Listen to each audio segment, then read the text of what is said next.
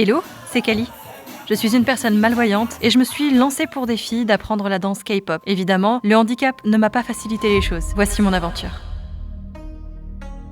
Mon lien à la K-pop remonte au lycée quand j'avais 15 ans. Il y avait un club de K-pop. C'était des jeunes gens qui se rassemblaient entre midi et 2 pour parler de leurs idoles préférées et écouter leurs groupes favoris. Au départ, je n'y connaissais absolument rien. J'ai commencé par écouter certains groupes, tels que Super Junior ou Infinite, mais ces dernières années, c'est BTS qui a attiré mon attention et qui demeure encore aujourd'hui mon groupe favori et mon artiste globalement favori.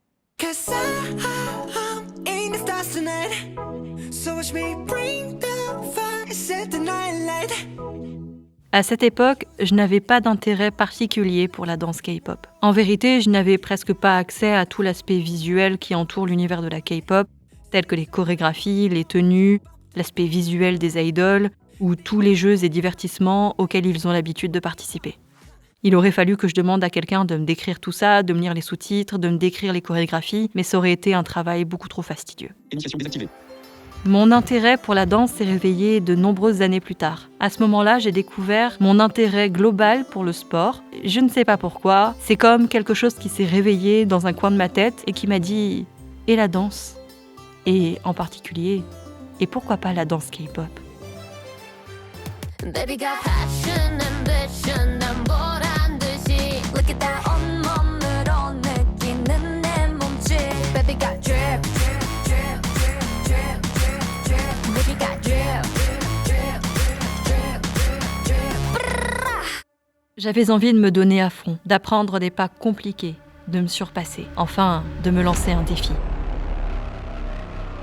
L'étape suivante était donc de trouver un prof, mais ce qu'il y a avec le handicap visuel, c'est que ça demande du temps en plus. De prendre le temps d'expliquer, de montrer, de remontrer, pour permettre à la personne en situation de handicap visuel de visualiser, mais en imaginant finalement. Et ça, c'est un travail supplémentaire pour un prof ou une prof, et qui n'aurait sans doute pas été possible en cours collectif. Mais ce qui était plus compliqué, c'est que l'univers de la danse K-pop, c'est différent.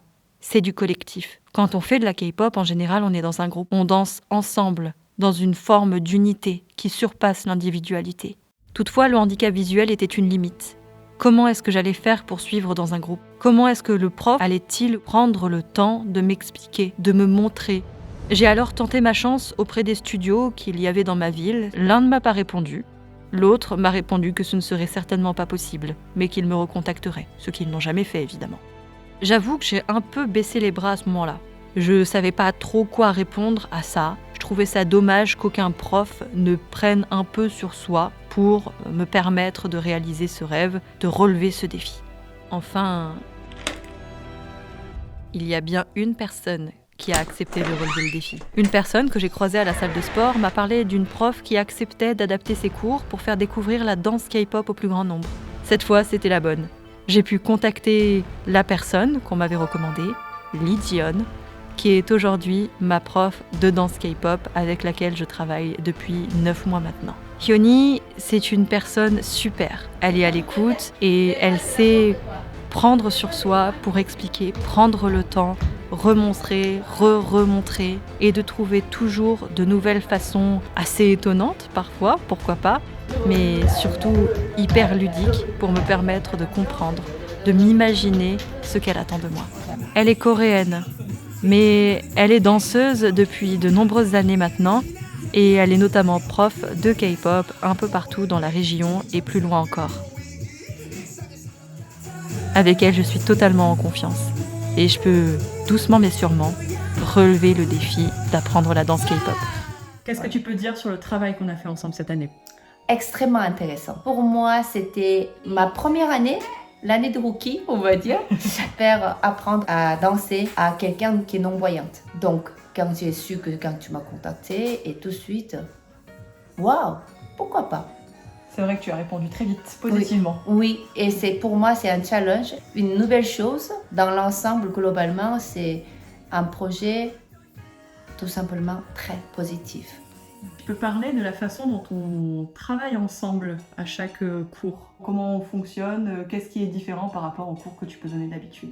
Je vais réfléchir plus pour décrire les choses, aussi bien en mouvement que de ressenti. En sachant que tu as cette sensibilité qui est plutôt plus développée, et c'était carrément plus facile que les gens qui voyaient. Notamment, par exemple, bien sûr, tu ne peux pas voir, donc je te fais toucher, mettre ta main sur mon bras, ou mon épaule, etc., sur mon thorax, dans les ressentis, etc.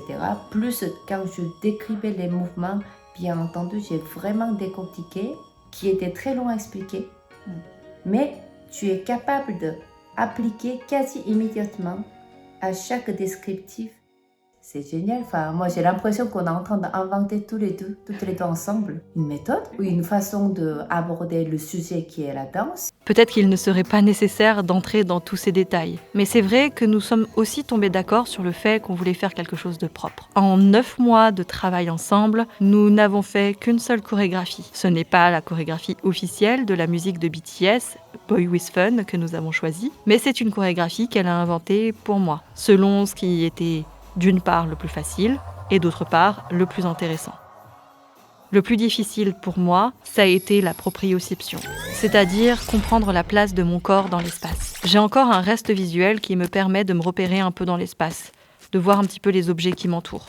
Ce n'est pas tellement la question en fait. Je sais que j'ai de la place autour de moi, je suis en sécurité, Jion m'aide à me placer et il n'y a pas de souci là-dessus. C'est plutôt que quand je me déplace au quotidien, je suis en vigilance constante. Je suis plutôt repliée sur moi-même, j'ai les bras collés au corps, je fais des mouvements qui me permettent de réagir au plus vite en cas de danger. Ça, c'est des choses sur lesquelles on travaille depuis des mois, sur lesquelles on travaille encore et sur lesquelles nous continuerons à travailler encore longtemps, je pense. Même si j'essaie d'aller à l'encontre de ma nature. J'ai eu des moments de perplexité intense, je dois bien l'avouer, mais finalement, j'y suis arrivée.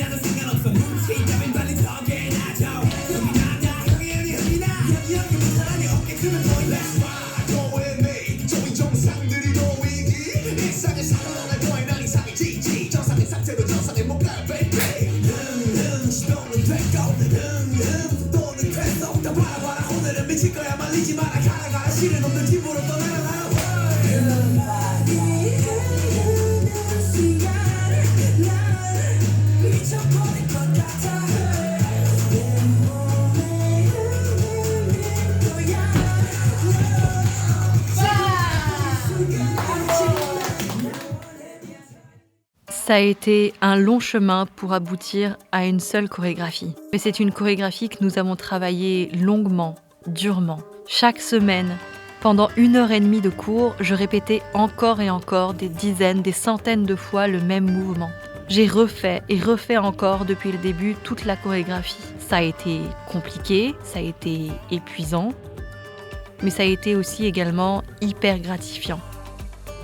Parce qu'au-delà d'apprendre la danse K-pop, la danse à la coréenne, j'ai aussi appris le travail à la coréenne. Cette volonté de toujours faire mieux, de toujours faire plus. J'ai travaillé assidûment, que ce soit en cours ou chez moi. J'ai recommencé, je me suis trompée, je me suis agacée aussi, mais par contre, je n'ai jamais douté, je n'ai jamais voulu arrêter. Parce qu'au-delà d'un défi, c'est une passion que je me suis également trouvée. J'adore danser, j'adore la liberté que ça offre. C'est une vraie reconquête de mon environnement. Ça me permet de me refamiliariser avec l'espace, avec la proprioception, d'accéder à la place qui est la mienne dans l'environnement qui m'entoure.